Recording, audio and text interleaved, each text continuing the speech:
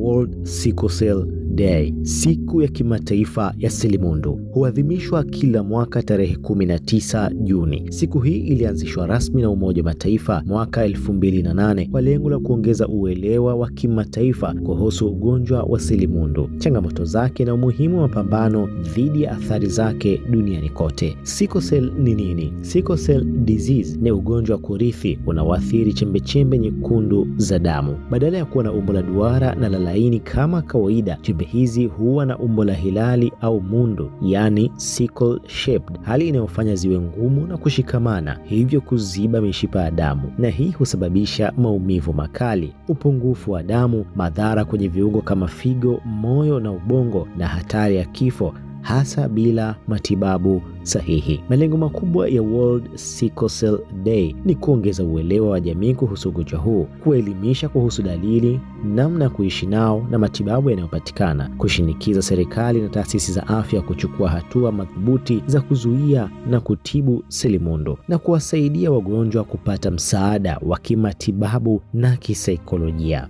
World Sickle Cell Day ni fursa muhimu ya kuelimisha, kuhamasisha na kushikamana kama jamii ya dunia kusaidia maisha ya watu wanaoishi na selimundu. Uelewa ni hatua ya kwanza kuelekea mabadiliko.